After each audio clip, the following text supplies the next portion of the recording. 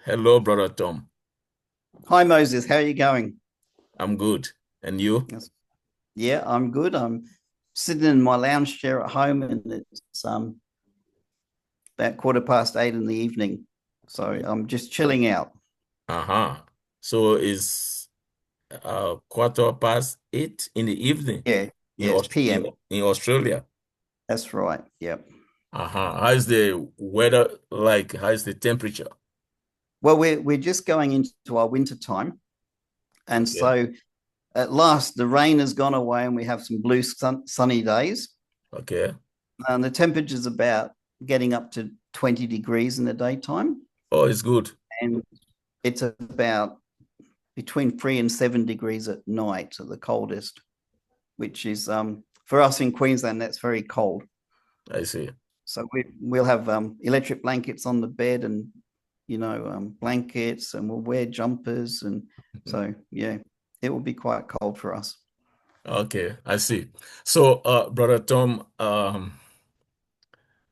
have some questions for you, and Right, yeah, I have some questions for you. But I know that you celebrated your birthday, I think last month. that's correct. Yes, my 69th birthday Yes, was in May. Mm, yes. So that means you have been on this earth for over 60 years now. that's right. It seems Uh, a long, long time, but yeah, yes, it's true. yeah. So I'm really, uh, I want to know this your 60 years of living on this earth. What, will you say about this life or about this world in which you are living in, with your 60 years experience? What can you say about life on this earth from your personal experience?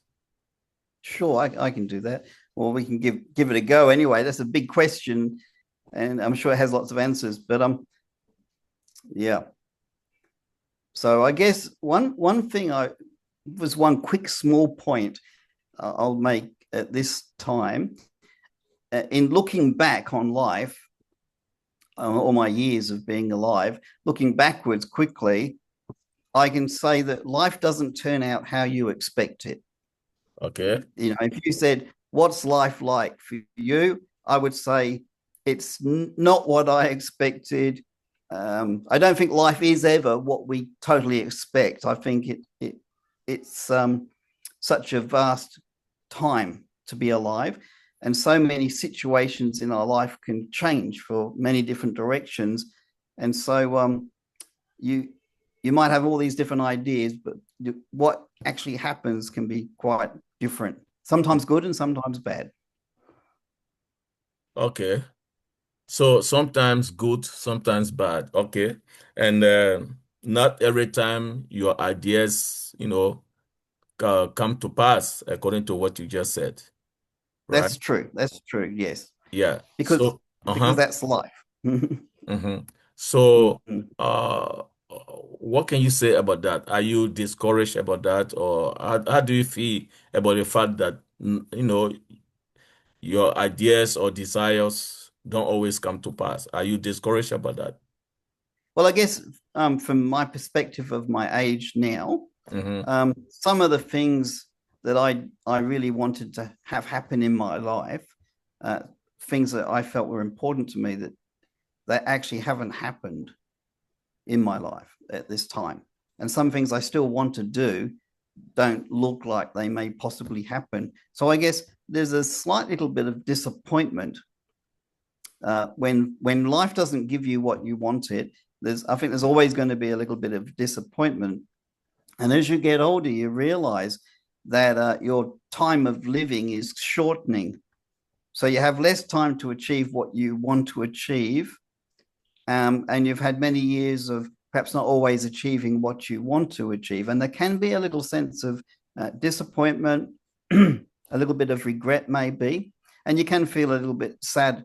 And for me, especially, this is kind of a personal journey that I'm working through right now. right at this moment is the transition from me working full-time and having a full-time job and being very busy with my employment to now being retired for 2 years. And there is a transition from the workplace to being retired, and that can actually be a little bit depressing at times. So for me, that's still a little bit of an ongoing journey that I'm going through. But I've learned in my own self that you might feel a little bit sad, but there's always many good other things to think about that are wonderful and good and rewarding. And I pat myself on the back sometimes about what I have achieved, and I look at the successes in life that I've achieved.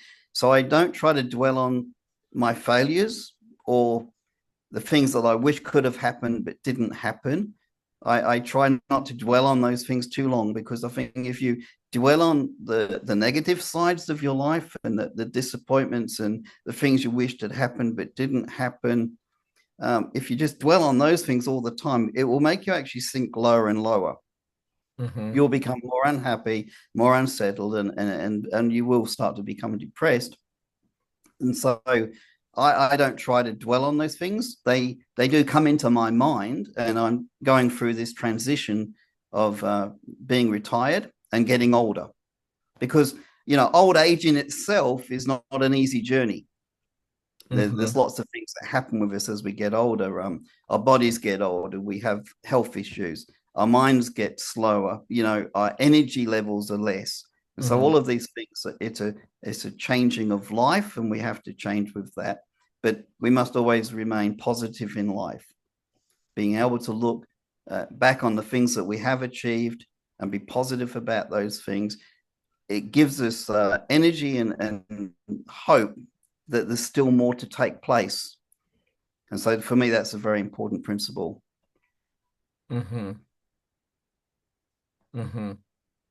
So,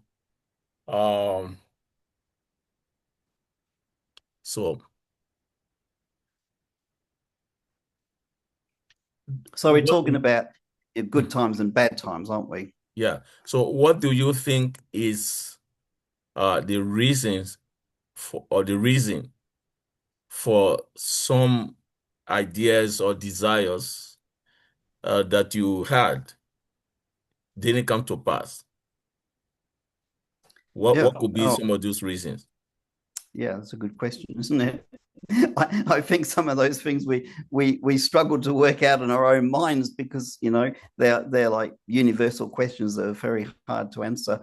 But I think the fact is, we can all have dreams, can't we? Yeah. Every person can dream, and sometimes our dreams can be fantasies. They're not real. They're not reality. I mean, you can be a person that has this great idea that is truly well beyond what you could ever do. And it's just like impossible.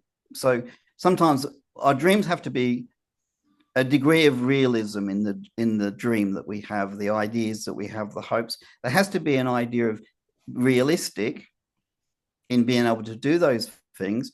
But as a Christian, we also have to have faith in God, that God can actually take us further than we could take ourselves, and that we can do greater things in him than we can never imagine. And I believe that's absolutely true. But I also believe within a dream, if your dream is, way out beyond normal expectation, then it's not going to work. It's not going to work because it's beyond the real and the realistic, and well beyond what God would consider. I might go, well, I want to be a Hollywood movie star and be famous. Well, that wouldn't happen, no matter how much I love the idea and talked about the idea and prayed even, or thought about it, or tried to do it. It's such an unrealistic leap to actually do that. So I think within our dreams and hopes and things and desires of what we want to do in life, there has to be a sense of, is this realistic for the person in their situation? Is this possible? and then the God factor, which I love the God factor in life, because God always takes us beyond what we can do. And God gives us, God blesses us with dreams that he has for us that we've not even imagined.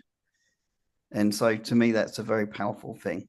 So, okay, you we you made mention about discouragement in life, and where you also are satisfied in life because maybe you were able to realize some of your dreams and your desires.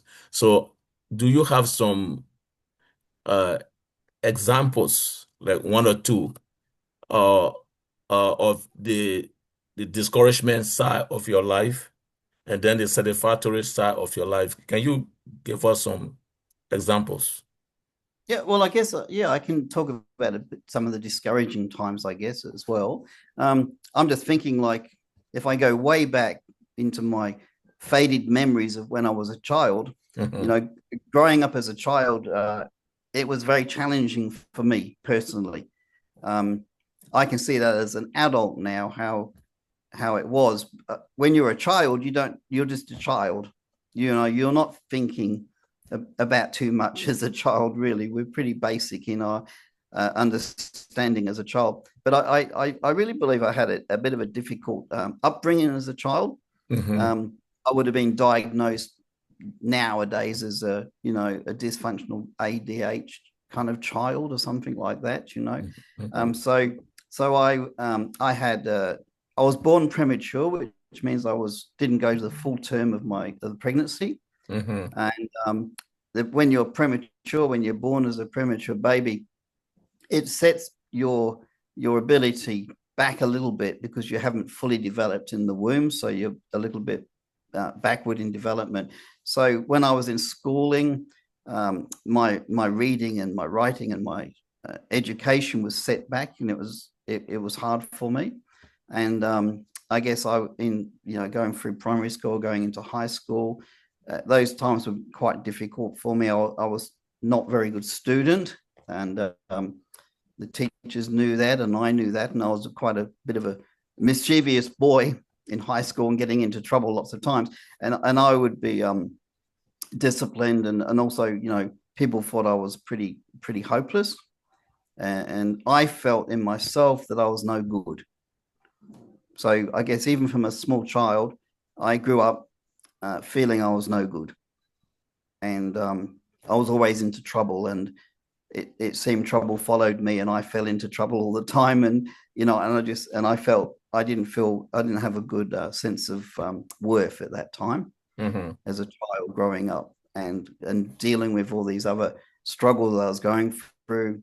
I didn't understand why I was the way I was, and I don't think people understood, or the teachers and my parents, and it was quite a difficult time for me growing up. So I guess some of those things were quite hard for me. And I was speaking before. We can say this because it's all right. But while I was a very young teenager, by the time I was like 11 and 12, I was very remote from my parents. I was not getting on with my parents. They were, solid Christians going to church, and I was struggling in my Christian faith, and I was getting into more trouble, and we sort of moved away from each other. So life was very difficult, and I believe that really for me, looking back, because we can look back in hindsight, I believed God had a plan for my life, even at that point of time, while I was a mischievous boy getting into trouble, doing all sorts of lots of stuff that could have put me into jail. God had a plan for my life. And when we left England, because my parents emigrated to New Guinea to become missionaries, and I came to Australia, and I can see how that was one of the best things that God did for my life. If I'd stayed in England, I could have been in prison. I could have been a hardened criminal. I don't think things would have improved for me in that country, in that environment, in that social situation. I think things would have been quite bad. So I'm always so pleased with God and my parents as well for bringing me out to this country of Australia, which gave me a new start in life.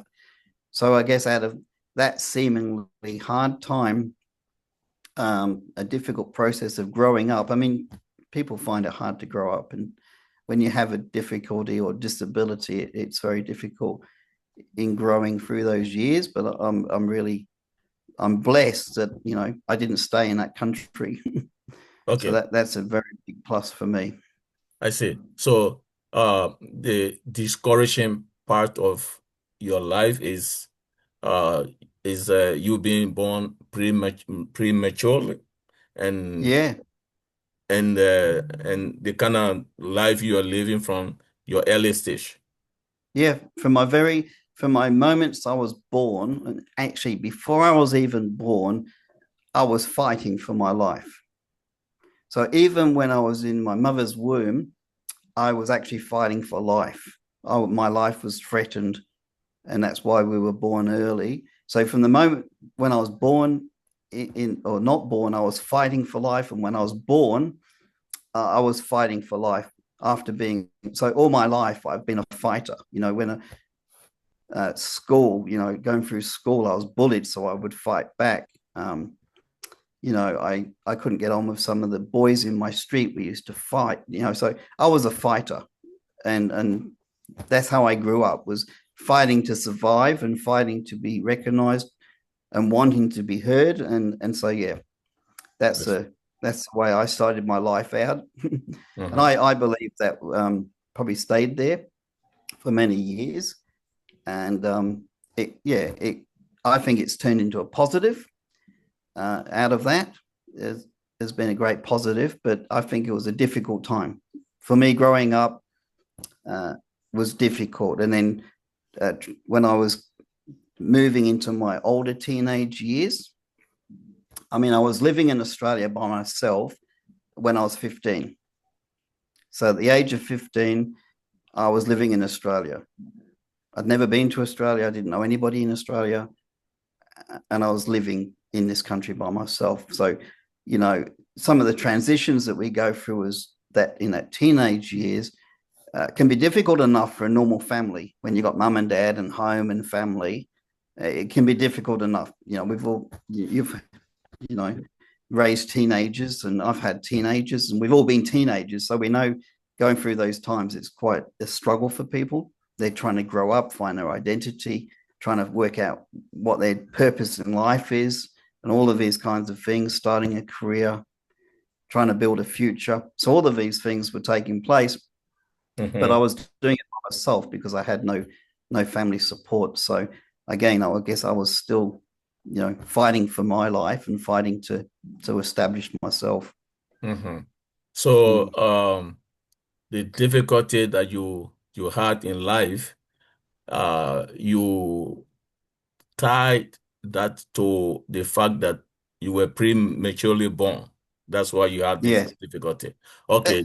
that's how I feel. Yes. Okay. Then the good part of your life, if I understood you very well, is when your parents took you from England to Yeah. Australia to New Yeah. Zealand, At New Guinea. New Guinea. Okay. Yeah, Papua New Guinea. Yeah. Okay. So you love that part of your life that you were moved from England to. Yeah. That was a good thing. That was a good thing. That was a very good thing. Yeah. Okay, good. So I want to ask you this other question. You being born prematurely, and according to you, already in your mother's womb, you were already fighting for your life. Yeah. Yeah. So what do you think was life mean to you, or what? I mean, what can you say about that? Why did that happen? Why did that happen? Yeah. And what do you think about it? Is it are you discouraged about it? Thinking about it now, are you discouraged about the fact that you were born prematurely? Are you No, very actually, no. No, I'm not discouraged at all. I just I think understanding those things hmm and understanding. as an adult, Mm-hmm. why I had issues growing up as a young child. Why couldn't I learn like the other kids? Why was I always in the slowest class? You know, why did I wet my pants when everybody else didn't? I had issues that I was dealing with as a child that I never understood the reason why.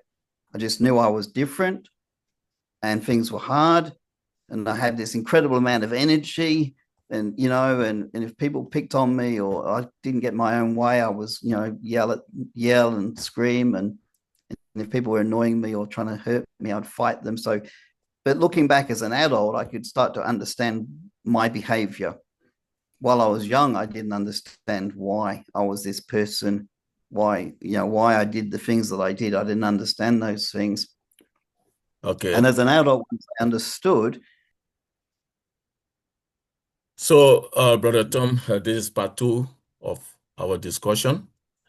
And in part two, I want you to say the part of your life that is satisfactory to you, the one that brought satisfaction to you. We have already heard that side where you were born prematurely and you have all these difficulties, but you were able to overcome somehow by God's grace. So now, what are those things that, were good in your life? Oh, well, yeah, wow. There's many good things in my life. And I mean, one good thing was I found this wonderful girl who became my girlfriend, and fell in love with this girl. I'd had many different girlfriends, and that was a struggle too, because I really loved girls. And when a relationship was broken with a Mm-hmm. girl, it really hurt me. It really broke my heart, because I didn't have that support group in my life. There was just me. It was me, and that's it. And so when I didn't have a relationship, and when a girl had sort of said, "Look, I don't want to be your girlfriend anymore," it really broke my heart in a bad way, and it took me into different directions in my life. But the greatest joy was, of course, when I found my wife to be, and we became a couple. We became boyfriend and girlfriend. Um, I will always remember the first time I saw her. Mm-hmm. It still brings me back, even as an old man. I can remember fondly the time I first started to meet Kerry and find out about her. And that is such a joy. I mean, wow, what a blessing to find a person in your life that you can love and they can love you for the rest of your life. We didn't know it was going to be such a long relationship when we were just boyfriend girlfriend, but once we became engaged and married and walked the years, man, I honestly can say that that's been one of the best things ever in my life, was to find her, and it was all in God's hands. You see, sometimes we struggle with so much of life, and yet God really does have a way of doing things for us and providing for us and looking after us. And He does have a plan for our lives. And that's one thing I will always talk about. God does have a plan for our lives. We don't always understand the plans. We don't always even see that these plans are working. But after all these years of being an old man, I can look back and I can see how God just made the way. He just made the way each time and moved me into the path that I'm on now and have lived on this path. So what a blessing. What a blessing to have a wife that will love you forever. Like I had in my teenage years, I had no stability. And yet, when I became married, life started to become stable, and I got a home, had a home and a wife, and then we had children. Things were becoming stable. I had something that wasn't going to just disappear or evaporate or change. I wouldn't be left on my own. I'd be with somebody. And so that was really a wonderful joy in my life. And having children, well, you know what that's like as a dad, and I'm sure the people listening to me, if they're parents, uh, having your own children is such a wonderful joy as well. So that's been such an incredible thing. And what else that, maybe brought satisfaction to you? Well, I think the real biggest thing, because we're fully committed Christians, and we've always lived a life to serve God, and that's been one of the things that we were very strong about. We wanted to give everything to God for our lives. We wanted to serve God with our lives. We didn't want to just be like casual Christians. We wanted to be doing all we could that we felt we needed to do that to serve God, and we were faithful in church, we were faithful in leadership, and faithful in many different avenues of the church life, because we really felt so strongly that it was what we needed to do. So we were very passionate about our Christian life, Mm-hmm. and being committed to our church, and working as hard as we could, and we were always committed to that. And during those times, God was laying foundations in our life, but God spoke to myself when I was in New Guinea as a 14-year-old. God spoke into my life about being a missionary. I didn't fully understand it. There was just God put a desire in my heart to be one day to be a missionary.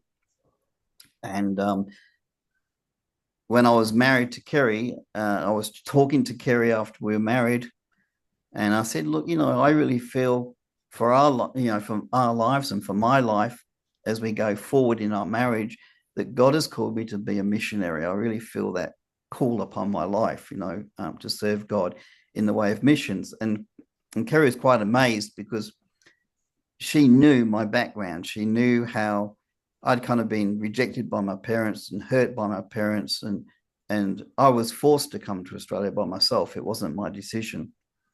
And she understood that part of that journey that I'd been through, and she'd seen my terrible teenage years of rebellion and drinking and drugs and girls. She'd seen all that. And then when I said, "Look, I want to be a missionary," she was like, "What? That would be the last thing I would expect to come out of your mouth. You want to do that after all that's gone on in your life?" And then she said to me, and it turned out to be really about the same time, while I was in New Guinea, when she was in Australia, she had also been in a church service and listening to an evangelist, and she had gone to an altar call and dedicated her life to God to serve God as a missionary. And so we came to this revelation that both of us had this incredible dream that God had placed into our lives to be missionaries. And that actually changed our lives. It was that profound. It made such a difference, because yes, we were Christians. Yes, we were serving in the church. Yes, we were doing all we could for God, and we were loving it. It was great. We enjoyed the church life. We enjoyed the church family and the people and our friends and the pastors. We loved church. But then to have this sort of big picture of what God wanted to do for our lives going forward into the future, to become missionaries, it was a thing that it kept us on track for so many years. It was our destiny. I can say now, as a 69-year-old person, that was the most incredible thing God ever could do for us, was to give us this burning passion to be missionaries, because that really changed our course of life. It was that big a moment that it changed everything we did. It changed what we did in marriage. It changed how we related to our whole life. Became focused about becoming missionaries and how we could become missionaries. And that was a very difficult journey for us as well, even though it was like so strongly in our hearts, and we really felt that God had called it over our lives so strongly. It was not something that happened very quickly. And so it was painful at times, discouraging at times, and very, very hard at times, because we just had this burning desire to become missionaries. And, you know, our children were small. I was on a very low income. You know, we were trying to pay our bills and pay for a house mortgage and all of those kind of things, bringing a family up. And it's all quite busy to do that. And we started to approach different organizations to become a missionary. And because my parents had been missionaries in New Guinea, I kind of knew a couple of people in our denomination who were the missionary people. And we talked to them, we wrote letters to them, we corresponded to them, we talked about how we would like to become missionaries. And it was always negative. It was always, we could never get into missions through that. We tried and we tried, and you know, we tried going to Africa, we tried going to Vietnam. Every time we had a visiting missionary come to our church, we'd decide to say, look, we want to come and help you, we'll come with you, you know. And the doors just were closing all the time. And this dream that we had, we couldn't let it go. Okay. Sometimes we wanted to. Thank you, Brother Tom. We switched this to part three of our Okay. discussion. So thank you. You just explained to me now the part of your life that really brought joy, satisfaction to you. So and that is mostly connected to your Christian life, your spiritual life, and the vision that God gave you to be missionary. Those are the parts of your life that really brought satisfaction to you and joy. That's what I understood. Yeah. Okay, so we're going to do part three, and in part three, I will be asking you, how did this dream of, going to mission come to you? Then you can Mm-hmm. continue with where you stop now. So the question would be, how did you get? Because you explained that Sister Kiri, your wife, she was even surprised that you came up Yeah. with this idea of being a missionary when Yeah. you were living, a very rough life. So Mm. yeah, so in part three, I would like for you to discuss that how that dream came to you. Right. So yeah.